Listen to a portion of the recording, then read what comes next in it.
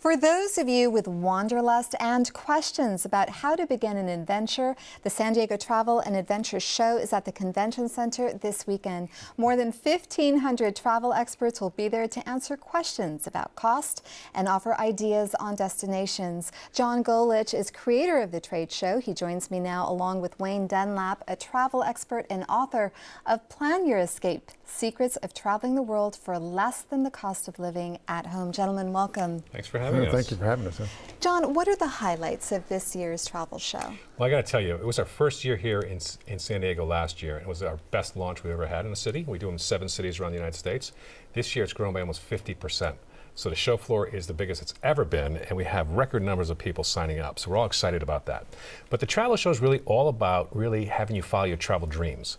And we have stages from experts speaking, we have cultural entertainment, we have a culinary stage, but the important part of those 1,500 experts flying in from around the world right now to join us at the show to talk to you about your next trip.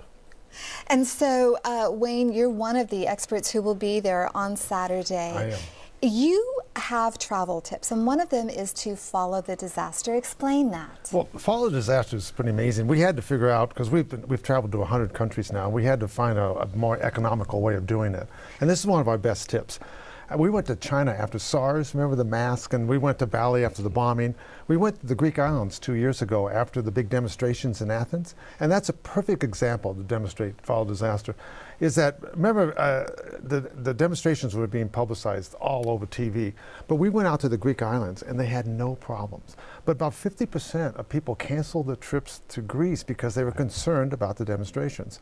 So we were negotiating with hotels during the peak season, where normally you have to get 6 months advance warning to booking, and we were getting them for $50 a night with breakfast thrown in. And so if you can pick your places by follow disaster, it's a win-win situation, because these people have to make their living with tourism, and when tourism drops off, you're helping their families. And so it's win-win. You get a great deal, they get tourism, and it's called follow the disaster. And so there's this unpopular spots during disasters, but what are some of the popular options that travelers, American travelers, like to choose, both domestically and abroad? I got to tell you, the first thing I always tell people when they ask me that question is separate 2 things.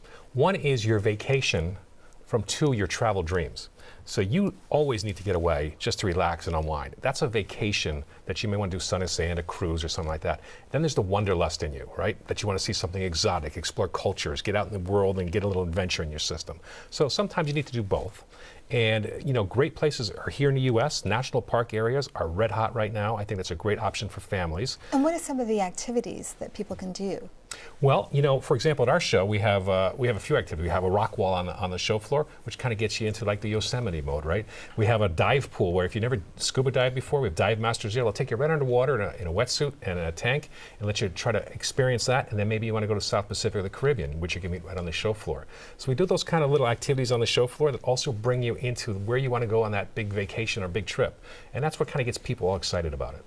And Wayne, the cost of traveling has skyrocketed in the last decade, but you've come up with an ingenious way to circumvent that. Right. Tell us about that. Well, one thing we tell everybody, especially people here in San Diego, they're sitting on a gold mine.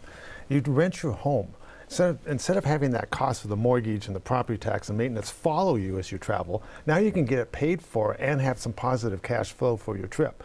People love coming to San Diego and you can rent your home. And it's much more easier than you think. We use a website called Vacations Rental by Owner, the VRBO. And we list it on that. We get tons of people, really good people. We can vet them, and it's safe to rent your home, and we get a lot of revenue that way. John, what are some common myths that people have about travel? Well, I think one of the common myths is that's expensive, right? And I think as Wayne's showing you, he can travel the world for less than it costs to stay at home, right? And you can pick places. For example, you want to go on an exotic vacation to Thailand or even India. You'll find that the actual cost of travel while there is significantly less than, say, staying in San Francisco or going to New York. So you can have a great cultural experience and wanderlust and see different cultures and get a 3-star meal or 5-star meal even for $10 or $15, where here it would be a couple $100. So the myth that travel can be expensive is how you want to do it. Now, sure, airline fares are different, but for example, Europe's red hot right now. Value of the euro is down, almost on par with the dollar, and there's so much extra capacity added to transatlantic flights right now that European Airfare is down almost 10%. So you can actually get places for a lot less than you think. And we have more information on the show on our website. John, Wayne, thanks so much for coming on the program. Well, thank you for having us. Yeah.